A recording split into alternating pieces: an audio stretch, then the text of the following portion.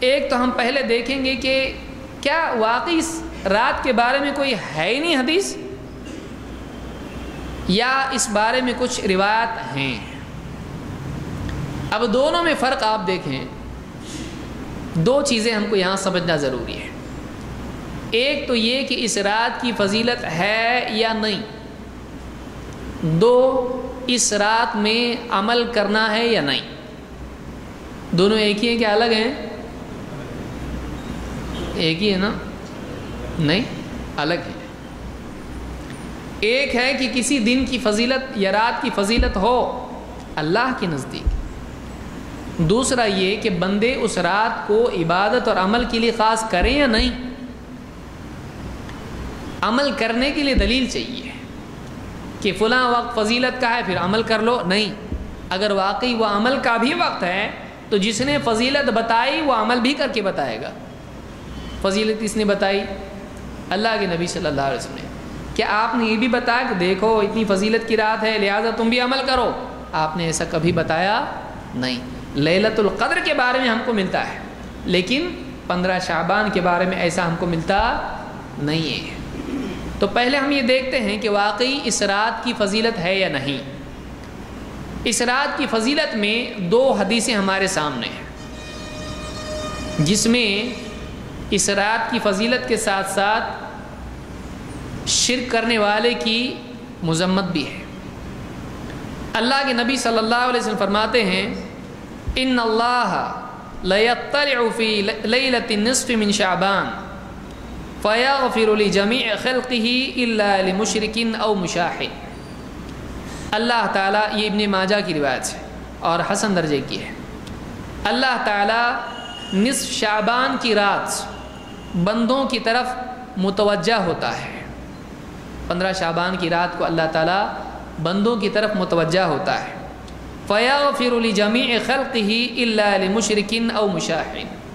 تو اللہ تعالیٰ ساری مخلوق، سارے بندوں کی مغفرت کرتا ہے لیکن دو کی نہیں۔ دو کو چھوڑ کے اللہ سب کی مغفرت کرتا ہے۔ کون ہے وہ؟ مشرک کی اللہ مغفرت نہیں کرتا ہے۔ جو آدمی شرک میں پڑا ہو اللہ اس کی مغفرت نہیں کرتا ہے۔ او مشاحن، مشاہن جو نفس کی بنیاد پر اپنے بھائی سے جھگڑا کیے ہوئے ہو، دین کی بنیاد پہ نہیں، اصلاح کی وجہ سے نہیں، اس کے گناہوں کی اصلاح کے لیے ناراض ہو کے نہیں، بلکہ نفسانیت کی بنیاد پر جو اپنے مسلمان بھائی سے جھگڑا رکھے ہوئے ہو اس کی مغفرت نہیں ہوتی ہے۔ تو یہ حدیث سنن ابن ماجہ میں موجود ہے اور شیخ الالبانی نے صحیح الجامع صغیر حدیث نمبر 1819 پر اس کو حسن کہا ہے۔ تو اس سے معلوم یہ ہوتا ہے یہ رات اللہ کی طرف سے مغفرت کی رات ہے، کہ اس رات میں اللہ کی طرف سے مغفرت کا فیصلہ ہوتا ہے سارے بندوں کے لیے۔ لیکن کون اس سے محروم رہتے ہیں؟ ایک شرک کرنے والے اور دو جھگڑا کرنے والے، آپس میں توڑ رکھنے والے، آپس میں جھگڑا رکھنے والے۔ تو شرک اور جھگڑا یہ دو چیزیں ہیں جو اس رات میں آدمی کو مغفرت سے محروم رکھتی ہیں۔ آئیے اور حدیث ہم دیکھتے ہیں۔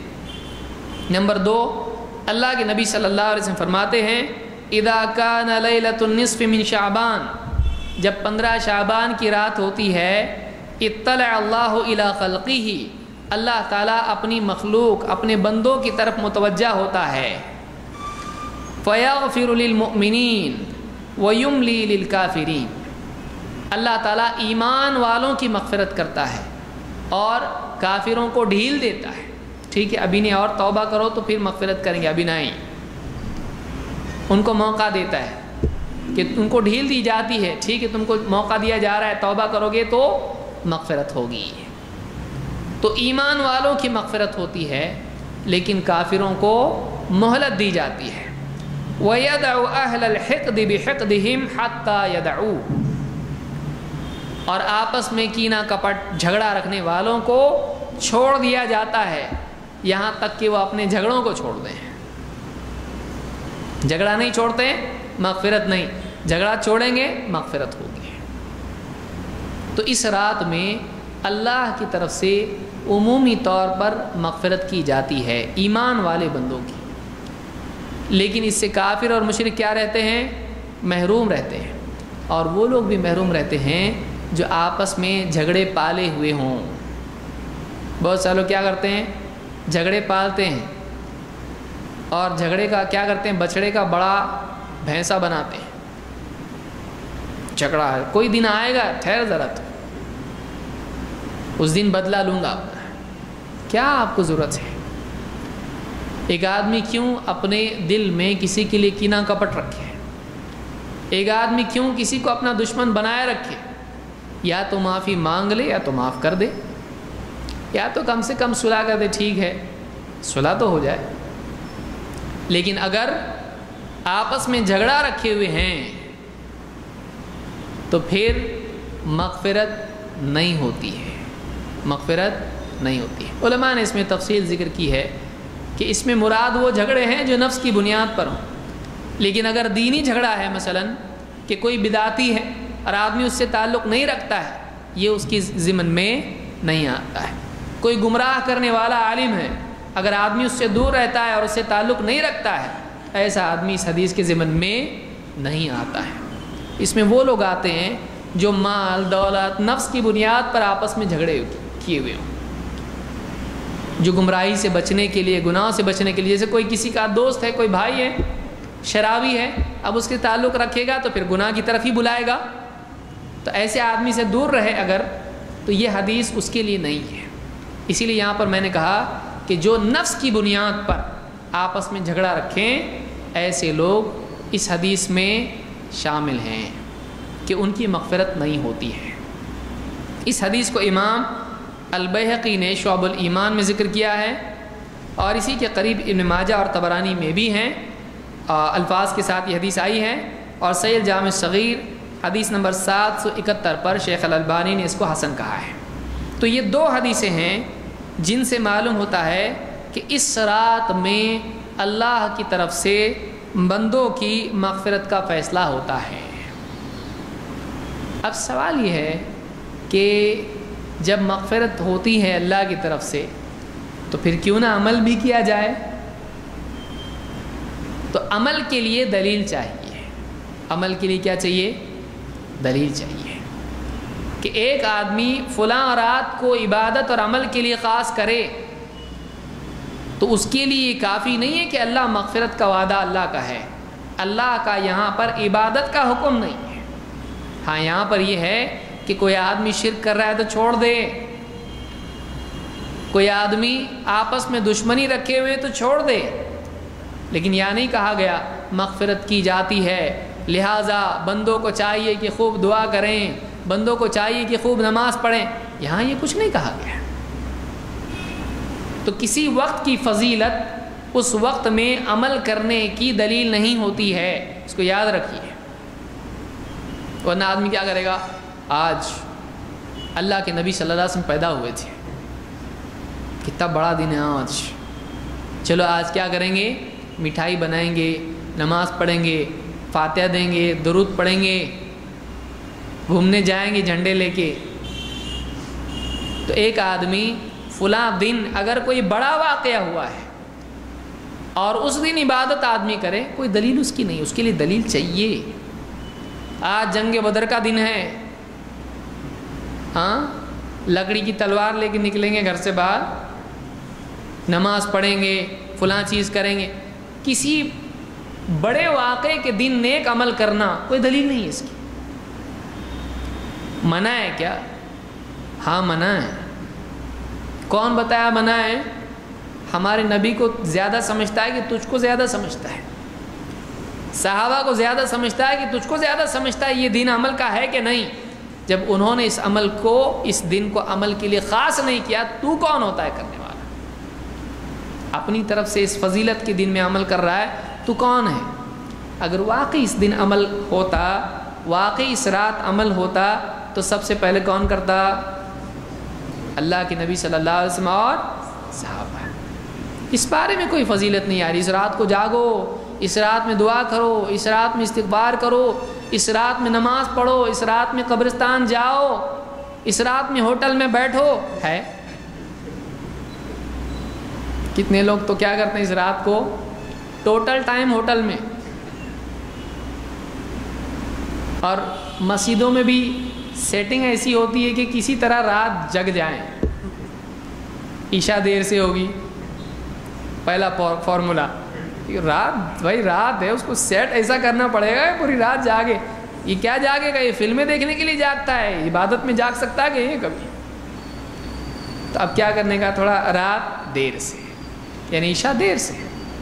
پھر نمبر 2، عشاء کے بعد ایک اچھا سا بیان، تھوڑا اس میں بھی ٹائم گیا کسی طرح سے، چلو اتنا ٹائم تو پاس ہو گیا.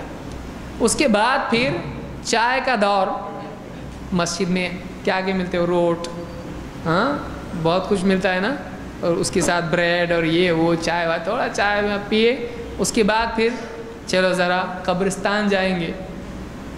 پھر قبرستان گئے، گھومے پھرے، یہاں وہاں، موبائل کتنے میں لیا، یہ کتنے میں آ رہا، پولیٹکس میں کون گورنمنٹ آئی، کون سی کمپنی کیا بیچ رہی، ہو کہ گھوم پھر کے آئے. اب وہاں سے ڈائریکٹ مسجد میں کیسا ہو، اب تھوڑا نماز پڑھنا ہے تو تھوڑا جاگنا بھی پڑے گا نا. ذرا چائے پی لیتے ہیں. چائے مسجد میں کیسی پتلی چائے بناتے ہیں، وہ نہیں چاہیے ہم کو. یہ جنتا چائے ہے، نہیں، ہم کو اسپیشل چائے چاہیے. کہاں ملتی چائے؟ وہ دور کی جو ہوٹل ہے نا، وہاں بہت تگڑی چائے ملتی ہے. چائے پیتے ہی پوری نیند بھاگ جاتی ہے. چلو گاڑی پہ بیٹھ کے وہاں آ گئے، چائے پیتے، پھر چائے کے ساتھ پکوڑے یہ وہ تھوڑا کھا لیے، اچھا پورا بھر گیا ڈرم. اس کے بعد اب آئے مسجد سے، اب آئے مسجد، تھوڑا سا 2-4 رکعت پڑھے، بہت انگڑائیاں لینا شروع. پھر ساتھ والے کو بولا تھوڑا سا، جاب پہ گیا تھا آج، چھٹی نہیں ملی، تھوڑا سا سو جاتا میں. کہاں سوتا؟ یہاں سب کو نماز پڑھنے کی جگہ ہے، فلاں اوپر کے کہاں ٹیرس پہ مسجد کے جا کے کونے میں، وہاں سو جاتا ہوں. یہاں سے اٹھا نا، دیکھ اب گیا جو جا کے سویا، وہ وہاں سویا، یہ بھی یہاں اس کو دے گا. کب اٹھائے؟ مؤذن صاحب اٹھو نا، جاگنے کی رات ہے کہ سونے کی ہے، اٹھو. مائک کے نیچے ہی جا کے سویا ہے، اٹھ جا. وہ اٹھتا ایک دم، اور وہ کب اٹھتا؟ اللہ اکبر اللہ اکبر، تب جا کے اٹھتا. ہوگی رات، ہوگی. کچھ جو بہت سیفٹی والے ہوتے ہیں وہ کیا کرتے ہیں، وہ گھر پہ جاتے ہیں. کوئی اٹھانا نہیں چاہیے ہم کو، گھر پہ جا کے بیوی کو بول کے سوتے ہیں. اور بیوی پھر اس کے بعد ارے اٹھو ارے اٹھو، کہے کہ اٹھو، اٹھتا نہیں، فجر بھی غائب ہو جاتی ہے. کتنے لوگوں کا ایسا حال ہے.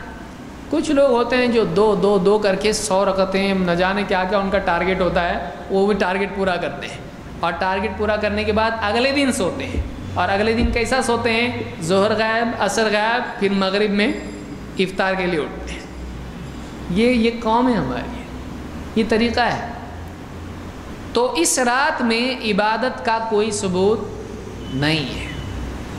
اور عبادت کے ساتھ یہ سارے لوازمات، یہ بہانے، یہ سارے حربے، رات مطلب ٹائم گزارنا ہے آپ کو، کہ عبادت کرنا ہے آپ کو پوری رات گزارنا. یہ رات جگائے، یہ رات گزاری ہے، یہ عبادت کہاں ہے؟ کتنے لوگ عبادت کرتے ہیں. غیر مسلم بھی سوچتے ہیں، بچے پورے گلیوں میں بھاگتے رہتے ہیں، بولے آج ان کی جاگنے کی رات ہے. جہاں وہاں گلیوں میں بھاگنے کی رات ہے، یہ جاگ رہے نہیں، جگا رہے سب.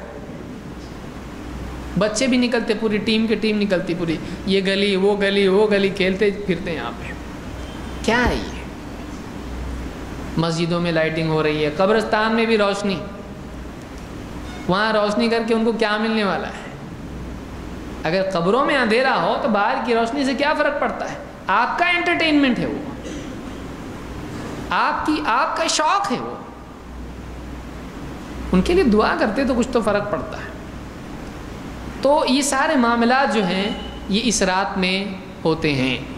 ہم کو چاہیے کہ ہم نبی کریم صلی اللہ علیہ وسلم کو دیکھیں. کیا آپ صلی اللہ علیہ وسلم کی زندگی میں یہ سب چیزیں ملتی ہیں؟ نہیں ملتی ہم کو. آپ صلی اللہ علیہ وسلم روزانہ عبادت کرتے تھے. کوئی ایک رات خاص کر کے اس رات کو عبادت کریں، باقی راتیں سوتے رہیں، نعوذ باللہ۔ آپ روزانہ عبادت کرتے تھے، صحابہ روزانہ عبادت کرتے تھے۔ سال میں ایک رات جاگ کے ہم اللہ کے ہاں، اللہ میں نے بہت بڑا احسان کیا دین کے اوپر، باقی دنوں میں فرض غائب ہے، فجر نہیں، ظہر نہیں، عصر نہیں، مغرب نہیں، عشاء نہیں، آج جمعہ ہے نا، مطلب ایک سرا پکڑا ہوا ہے اسلام کا، جمعہ کو جمعہ آتا میں، عید کو تو کنفرم ایک دم پورا فیملی کے ساتھ آتا ہوں میں، نئے کپڑے پہن کے دلہا بن کے آتا ہوں۔ یہ ہمارا طرز بن چکا ہے، فلاں وقت میں فلاں وقت میں فلاں وقت میں عمل کرنے کو ہم نے دین سمجھ لیا ہے۔ دین دائمی ہے، وَلَا تَمُوتُنَّ إِلَّا وَأَنْتُمْ مُسْلِمُونَ۔ اللہ نے کہا تم کو موت آئے تو اسلام کی حالت میں آنا چاہیے، یعنی کبھی بھی موت آئے تو تم مسلمان رہنا چاہیے۔ جمعہ کے دن مسلمان، عید کے دن مسلمان، فلاں دن مسلمان، یہ نہیں، ہر لمحہ تو مسلمان رہے۔ یہ چیز ہماری زندگی میں ہونا چاہیے۔ اللہ تعالیٰ سمجھتا فرمائے۔